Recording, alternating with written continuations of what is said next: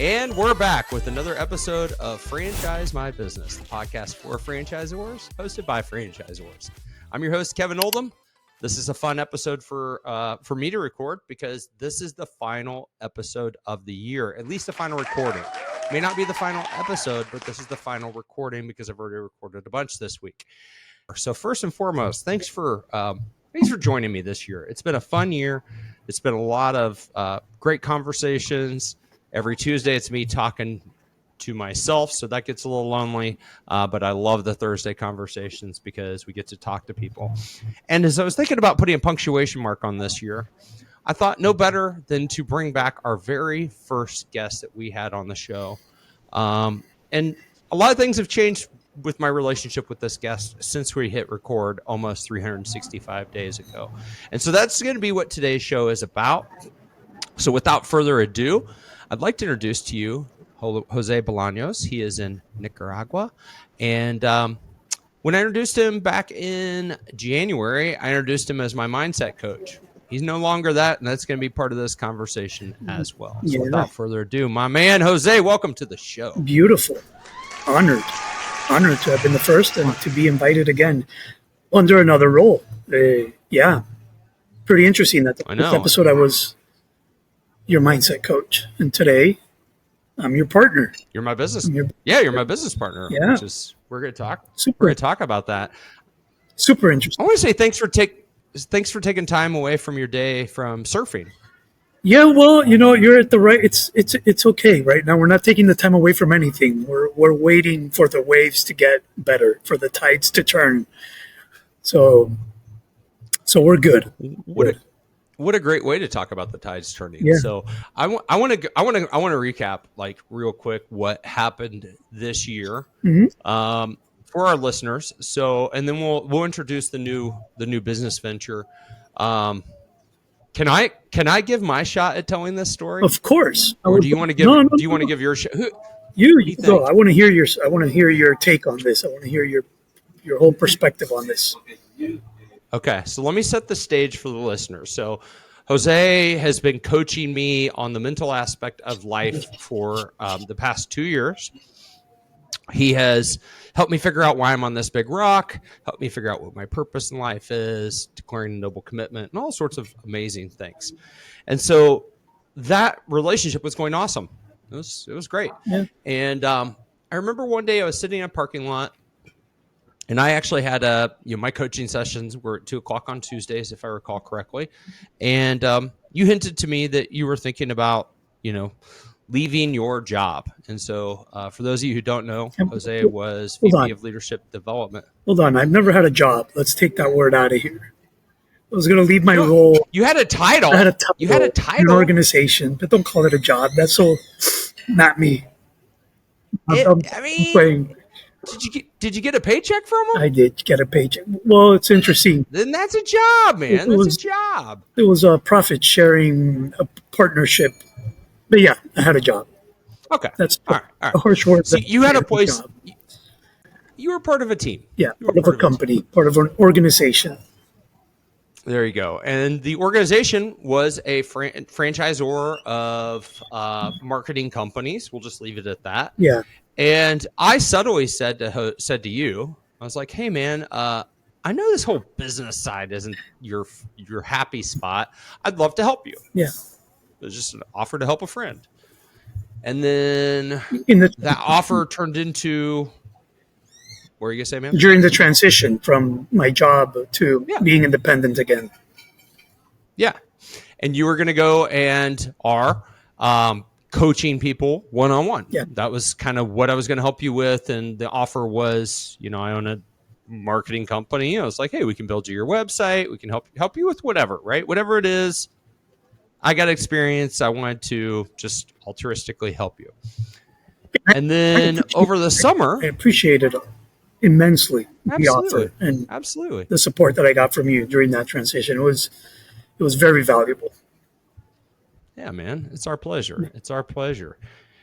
As you and I were digging in, things started to move towards us actually working together, and working together meaning Jose is building his coaching practice. I was mentoring him on that. Matter of fact, one of my favorite parts of that whole thing was our first session. I'm like, all right, your number one job.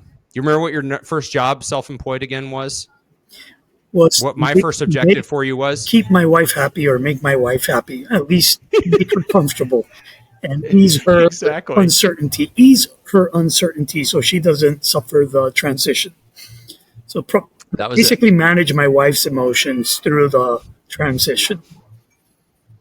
Just like as my coach, you aren't managing me. I mean, I'm not the beneficiary. Who's my beneficiary of the coaching, the work that we did?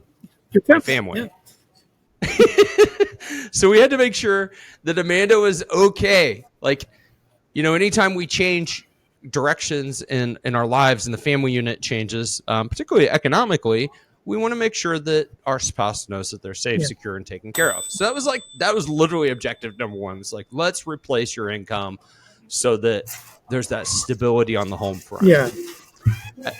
And then we started looking at what else could be. We started thinking about a movement more than what you or what I could do on our own, through our marketing, through my marketing company, through your coaching practice, where what we are doing on a daily basis is we're helping people get what they want. We're helping them, I'm helping them suffer less in business by making their business more fun and profitable. And you're helping people suffer less in life by giving them tools and resources to help them make their mind their ally. Yeah, become stronger, more stable, more present, waste less unnecessary energy, and just expand their capacity to manage their full catastrophe.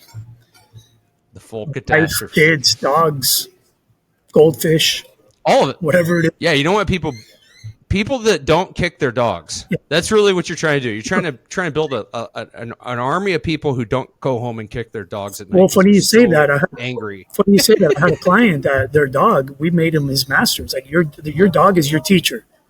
How you treat your dog is going to be an indicator of how you're doing. And yeah, his dog was his teacher, his Zen master teacher. So yeah, it's not completely untrue what you're saying. Sometimes it's a dog, sometimes it's a goat, right? Sometimes it's a goat. Sometimes, and there'll be a story there later, or maybe there will not be. So time passes, and all of a sudden we kind of look up and we realize that we both could work together to create more than like a coaching practice. We could create a movement of people who are unbreakable, people who are committed to something greater than themselves, and furthermore, people who are willing to do the self-work that's necessary to honor their commitment, to honor why the heck they are on this big rock. And we had, you use in your teaching the acronym VUCA, VUCA. And I had been kind of mentally in my head since I've been working with you. I'm like, you had been working to get me to be a VUCA capable person. Yep. And I didn't like the word capable. I felt like capable sucked. And I was like, no, man, I'm trying to get fit. Like capable is just like, hey, yeah, I'm capable of walking across the road. No, I want to be fit. I want to go across the road in the best way that I possibly can. And so we came up with a brand called VUCA Fit. Yeah. VUCA Fit. And that's the business that you and I are partners in now. Well, I think it's worth saying what VUCA stands for again. Yes, it's an acronym designed, coined by the U.S. military that stands for volatile, uncertain, complex, and ambiguous. So before I would say it's what life throws at you. If there is noise coming through, I am in a chaotic environment right now. I'm sitting in a restaurant here on the beach. I'm watching the waves, but there's a bunch of people walking around, surfers and family. But there's chaos. All good. There's a little bit of movement around me. And so VUCA is whatever life, before I used to say whatever life throws at you. But I don't like living in that position where life is constantly throwing stuff at you, because that makes it like an inconvenience, makes you like a victim of it. So during this year, I've also shifted the language to whatever life offers you. So it's offering us different types of adversity, challenges, things that we need to deal with and manage. And just by shifting that, so VUCA isn't what life throws at us, VUCA is what life offers us. And it's the volatility, the uncertainty, the complexity, and the ambiguity of everyday life. I was watching Better Call Saul. Have you ever seen Better Call Saul? Mm-hmm. Oh, yeah. We love Better Call Saul. So I was watching it with my wife, and Mike, he's running one of his missions and picking Saul up somewhere, and just the car breaks down, and then the other car breaks down, and then they run out of this, and I'm like, dude, Mike is dealing with VUCA. But it seems like Mike is more VUCA fit than Saul. He's unfazed by it. But here's an interesting part of that also is, Saul Goodman asked Mike, how do you deal with this? Like, how are you able to keep on going? And it's like, for the sake of what? It's why I'm doing it. See, I don't care if I die or not. I don't care what the outcome is. I know why I'm doing this, and it's for my family. I think he has a granddaughter that he's doing everything for, and he's setting her up for a better life. So he can take it because he has an important reason to be doing it. And that's part of the VUCA Fit method, is having a strong reason for wanting to become stronger, a strong reason for wanting to train and warrior up and become VUCA fit, VUCA capable. So yeah, that's VUCA, whatever life offers us. Whatever life offers us. And the fit part is really being able to navigate it all, because I think the one thing that I've learned in almost half a millennium on this planet is the fact that life will always throw things at us that will challenge us. Yeah. A lot of times things will happen that we don't want to happen. We have horrible things that can happen to us. We have things that seem like they're horrible, but in perspective, they're not. But in that moment, they are, like the flat tire, versus, I'm using the analogy in my head. I'm thinking of somebody dying as like the terrible thing, somebody we love dearly, right? Yep. And then there's the other stuff like, hey, I got a flat tire, or my guy Trent here, who works at the factory, he woke up yesterday, he had a dead battery. So his Monday morning started with a nice, healthy, warm dose of VUCA. Yeah. Something that was going to test him. It wasn't something he asked for. It happened through him. And guess what? He's fine. He's here. And he had a pretty decent VUCA capacity because he was on a call with us and he had a smile on his face from the dealership. And he's like, so be it, right? Just let it go. And that's a good VUCA fit type of way to approach something like a dead battery on a Monday morning when you're trying to get to the office or whatever you're trying to do. Well, not to bring attention back to the context I'm in right now, but today's Tuesday, and I thought nobody's going to be there on Tuesday. Nobody's going to be out here on the beach. I'll be able to do this podcast with no interruptions, and it'll be nice, and it'll be quiet. I'll just be hearing the ocean and the seagulls. If you look around right now, every table is full. Every table has somebody completely unforeseen. But accepting it. I mean, that's how we start. We start by accepting it. You can't resist it, and just go with the flow. Yeah. And it doesn't mean that you're like, it doesn't mean that you're not sensitive. You don't care. You don't feel things like sadness, anger, like all these things. These are all not only human emotions, they're healthy emotions. We have to feel them. I've got a buddy who uses the analogy where we talk about, if grief, so we're talking about death. Let's go a little bit deep here. And, if you kink a hose, and the hose is your feelings, and you're kind of cutting off grief and you don't feel it or whatever, you shove it inside. You also can't feel your other emotions. You've got to feel them all. And the cool thing is that a lot of these things can coexist. Joy and sadness can coexist at the same time. They should. And becoming VUCA fit is it means that you recognize all of these emotions. You feel all of these emotions. It's just the analogy that I use is that I don't let them take me into the ditch and let them paralyze me. You mean, or if I win, if I've got something positive that's happened, I don't let it go to my head as well. So you were going to say? No, it's not getting VUCA-effed. But yeah, we always say get VUCA trained or get VUCA fucked. Yeah. But I like that you referenced going deep. You're talking about loss, and you're talking about grief, and And that is a part of what life offers us. It's the deep moving things. It's not just a flat tire. I mean, flat tires are very an inconvenience, but the loss is something else. Cancer, earthquakes, loss. There's deeper challenges that are also part of being VUCA Fit. Is being able to deal with the most significant stuff, not just the trivial everyday inconveniences, but also I always say VUCA is useful because if you can name it, you can tame it.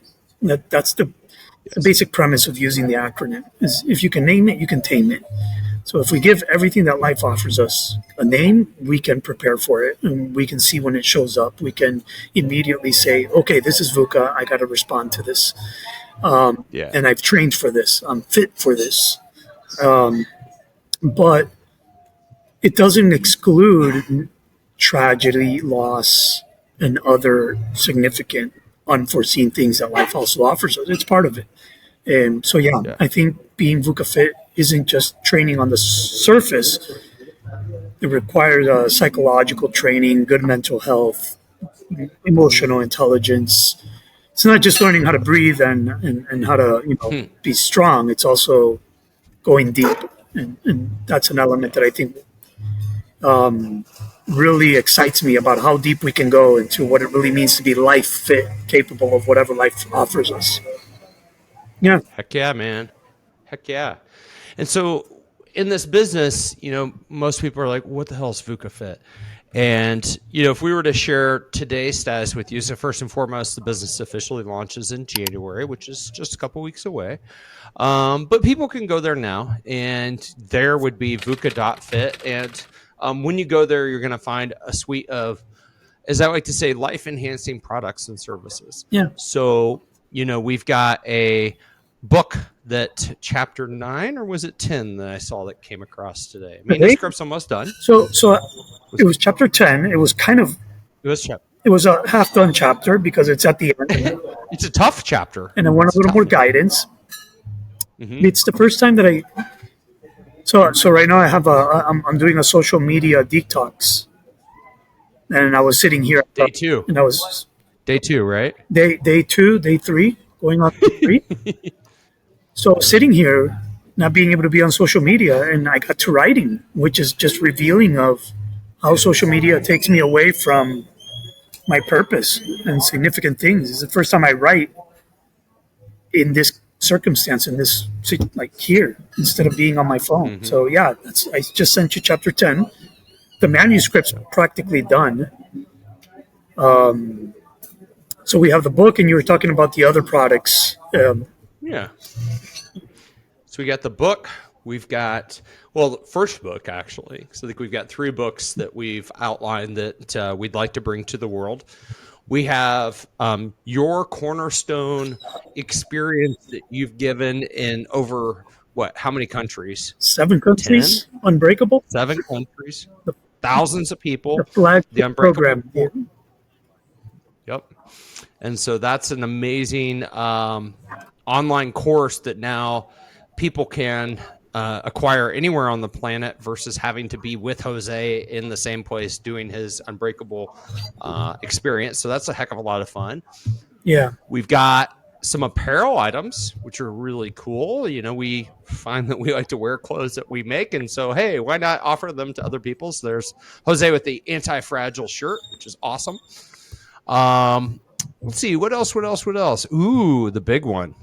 I think probably the coolest thing, the immersive retreats. And I'm not going to steal the thunder because I wasn't able to come.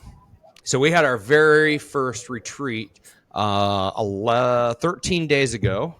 Why don't you just give a quick headline on what that was all about and what you guys did? So the immersive retreat is coming to Nicaragua and for a 4-night, 5-day experience. Based on the VUCA Fit method and the VUCA Fit principles, and experiencing nature. We went surfing, we went free diving, we went hiking, we did ice bath, we did meditation, we did a whole bunch of stuff, but for the sake of being present, for the sake of building self-awareness, knowing ourselves better, managing our attention, managing our breath. So it wasn't just for the sake of touring Nicaragua. It was a deeper experience of practice. So it's for the sake of practicing deeper. So it's 4 or 5 days of constant practice of being present and aware and managing yourself and managing whatever life offers you, whether it's an extraordinary experience or a difficult experience. But you got a group that's supporting you. You got a group that's like there to support you and to experience it with you and possibly even be the VUCA that they offer. Like maybe another participant is challenging you, like right? Their personality, or their attitude, or their comments are the ones that are punching you in the gut. That's right. That's your master. Yeah. Yeah. Or the goat. So it's an immersive. I mean, I guess this is where the goat can come in, right? I mean, sometimes a random animal gets put into an experience, and then that animal becomes part of the experience. Well, let me talk about the goat. So we were doing a half-day silent retreat. Literally, we sit in silence for 4 hours, and you expect to be. What are you guys doing? Are you staring at each other the whole time? No. Like, are you in the same room? Yep. Like, what was it? Or did you go? Like, what did you guys do for those 4 hours? You sit for 20 minutes. And then you walk in silence for 10, and then you sit again for 20. You walk in silence for 10, and you go back and forth. So you have sitting sessions and you have walking sessions. And then you have like a coffee break, but it's all in silence. You can't talk. You have something called custody of the eyes, which is you don't interact with each other. You don't look at each other and like communicating with non-verbally.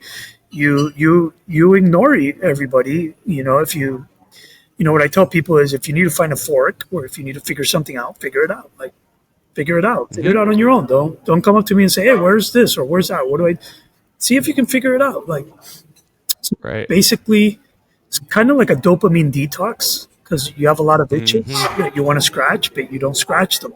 Like, you don't check the phone. You don't make a comment. There's a lot of things you're just holding back. And by holding back, you start to see habits and behaviors and tendencies. So you have expectations. You know, you come into the silent retreat expecting to be undisturbed in silence. But life offers you stuff. Life doesn't stop offering you. So we had a goat, a literal goat. We had a literal animal come up to the participants, chewing on their feet. So we have, the goat starts nibbling on people's toes, and the goat starts trying to eat their yoga mat. And everybody was pretty cool with the goat. I was fascinated by the goat. I was like, what a beautiful gift for this animal to come interact with us in this moment. It was like, you couldn't plan it. You couldn't make it up. Right. And so the goat starts interacting with everybody. But we had one participant that was kind of irritated by the goat. He was like, fucking goat. Like what? Get out of our stuff. Get out of here. Like, stop bothering us. You're ruining our silent retreat.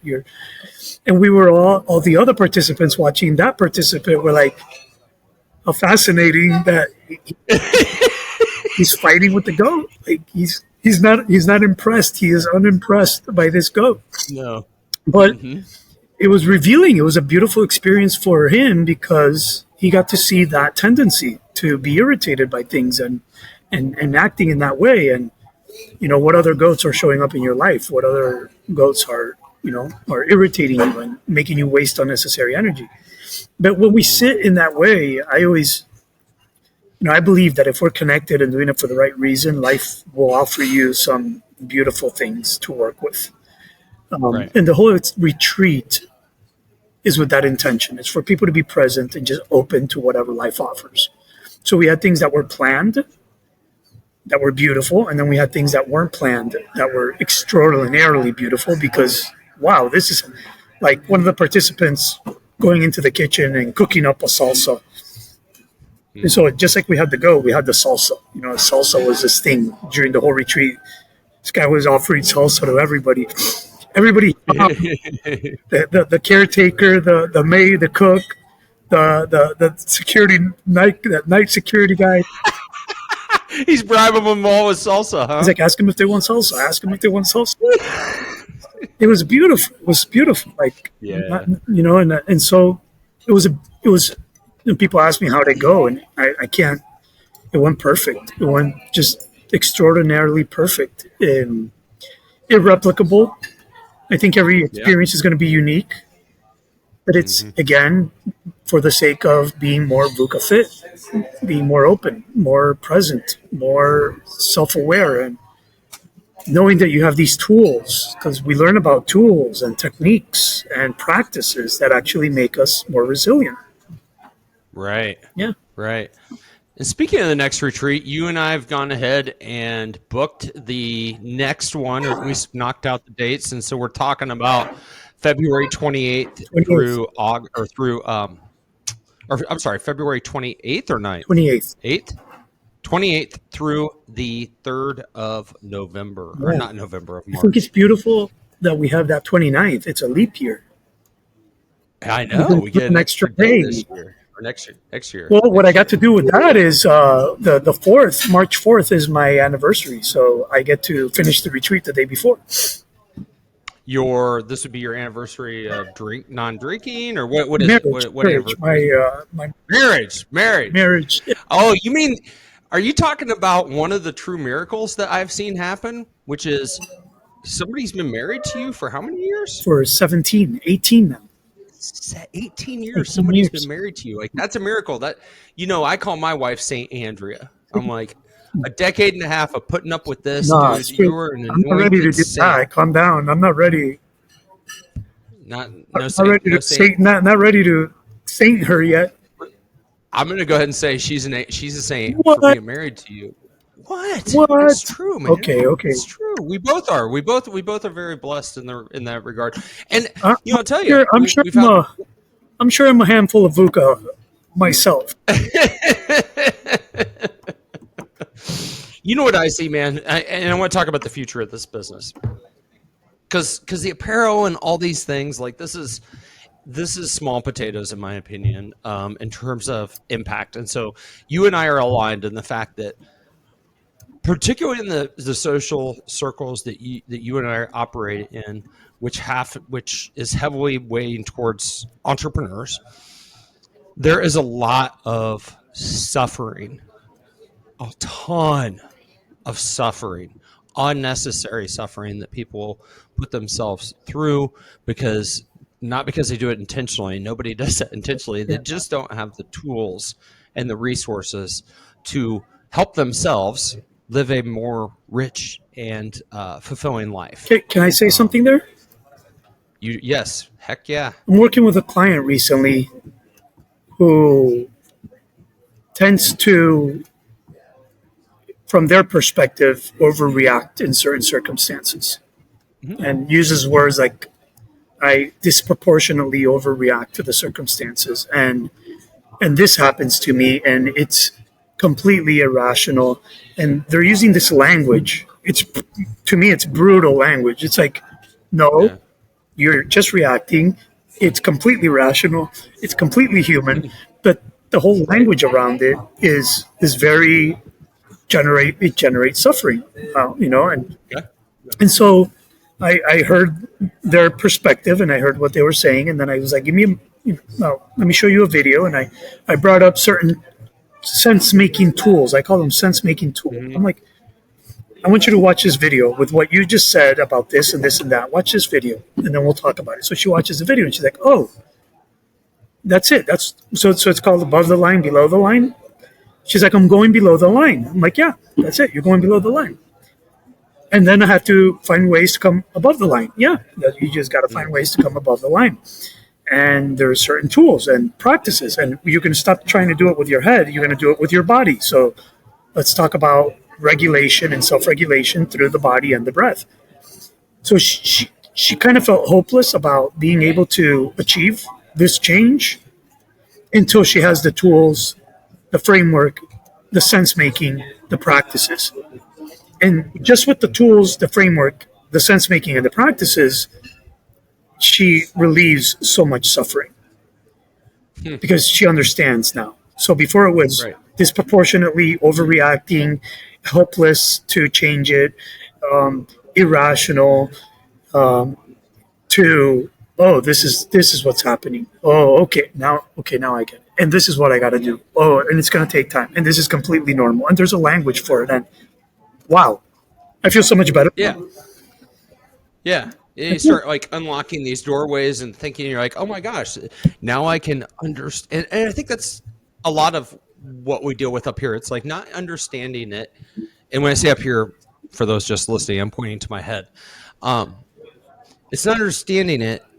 And furthermore, it's like thinking that there's something wrong with you because you feel the ways that you feel. And it's like, oh my gosh. And then somebody can come in and they can just give you a very quick sense making framework. And you're like, oh my gosh, I'm not broken. As a matter of fact, hey, maybe this is an advantage to me if I can figure out how to manage it. Right. Well, here's another. And I think I've shared this example. I don't know if on your podcast or I know I've shared it with you, but it's, I have a friend, client come in April, January, February, March, April.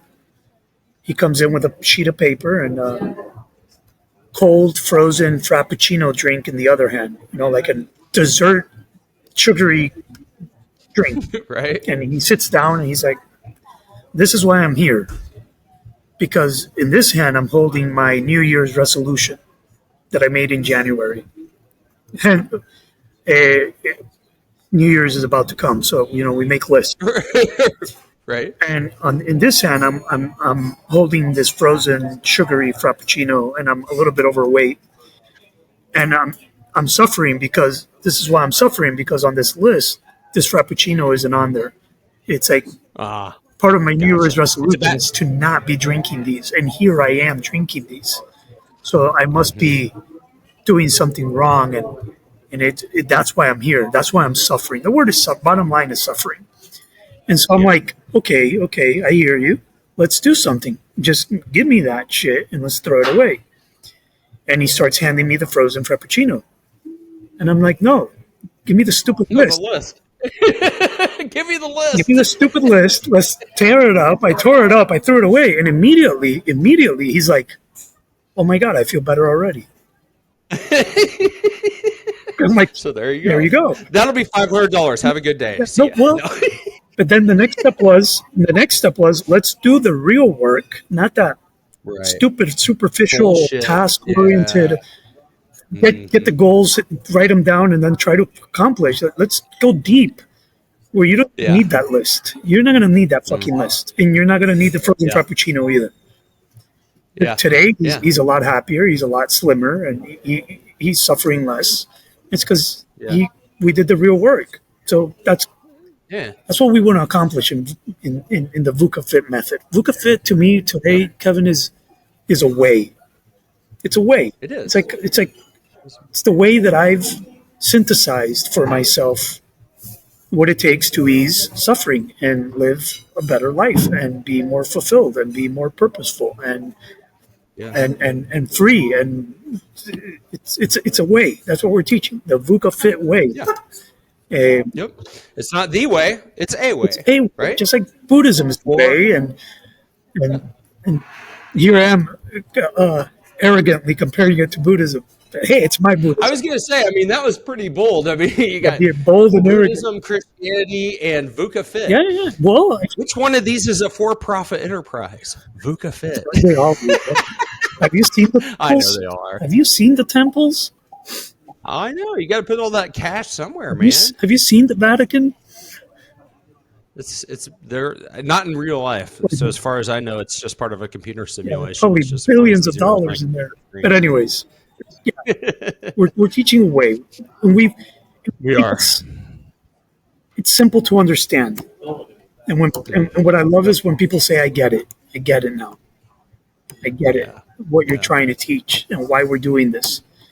It's not for the same reason that I thought before. So, that's what I work. Yeah, for me, I'm like, man, the stakes are, when I looked at it as something that I felt called to focus on, I almost felt like there was this moral responsibility because I've seen the benefit of working with you.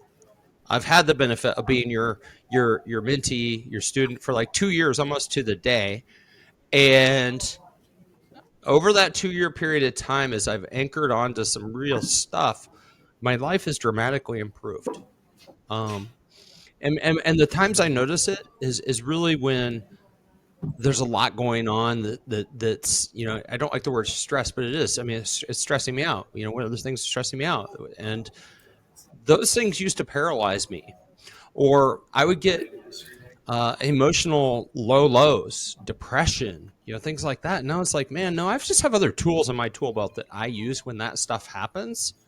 And now my sleep is dialed in, my diet is pretty dialed in, my ability to handle a lot of stuff is much wider than it was. And I'm like, for me, I saw this and I wanted other people to feel what I felt.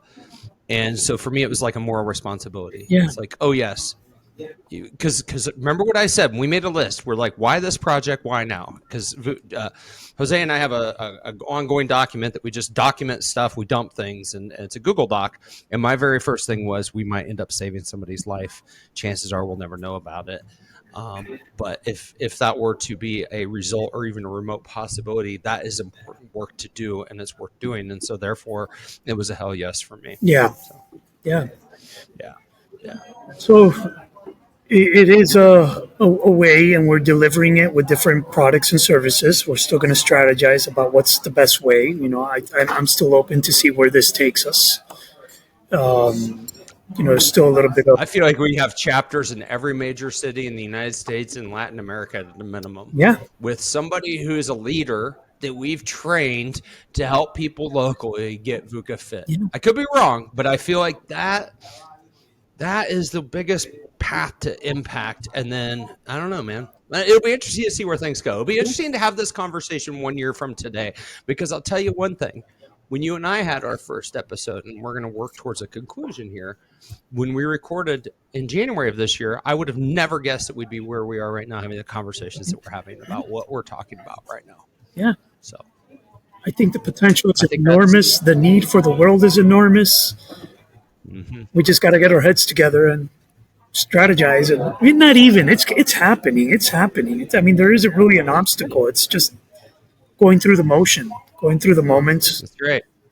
Got a sales tax ID yesterday. Yeah. From the state of Missouri. Yeah. That was checking off the boxes. Lots of hurdles to jump through, but I think you and I have jumped through a lot of these startup hurdles, and it'll be kind of fun to bring this project to the public and to people who can use it and benefit from it. And it sounds exciting to certify people, certify leaders, VUCA Fit, certify companies, VUCA Fit, certify whatever, certify a school, certify first responders. To be VUCA, what is it? What's the curriculum to actually say you're VUCA Fit certified? And it doesn't mean that your life isn't going to challenge you, but you understand, and you're training, and you're committed, and you're working on yourself, and you're doing the work. And of course, we got a cool cap and a cool shirt and cool hoodies. And dude, we can, the other day I bought a punching bag. I'm like, this could be a VUCA Fit punching bag. Heck yeah, it could be. It could be. Absolutely should be a VUCA surfboards, VUCA Fit coffee, VUCA Fit, everything. Everything could be VUCA Fit. Boom. It's a soul, it's or a story. It's a brand. It's a brand with a soul and a mission and a purpose. And I think there's. There you go. And I'm honored to be partnered with you. How things unfolds to me is fascinating. I'm fascinated by the unfolding of life and where things can take us. And the certification process will probably include a retreat to Nicaragua. The retreat will just become part of the process. You have to come to Nicaragua and live the retreat. There you go. There it is. All right, man. Well, what are the waves doing? Are you going to be able to go surf back out and surfing, or did you already surf this morning? Dude, I already surfed this morning, but here, that's my nephew right there. My nephew. There's my nephew. Hi, nephew. Have a great time. It is an honor. It's a privilege. And thanks for being the last guest that you're in the first. Well, thanks for the invite. I thought it. Yeah, of course. I didn't want to not do this. I didn't want to not do this. Well, I appreciate it. If we could move it here and there, but I was. I'm like, no, this is it, dude. If it's not episode drops Thursday. It's got to go now. So. Appreciate it, man. All right. I'm your host, Kevin Oldham. I hope that you have a phenomenal week and be well. And we'll talk to you next year as well. Peace.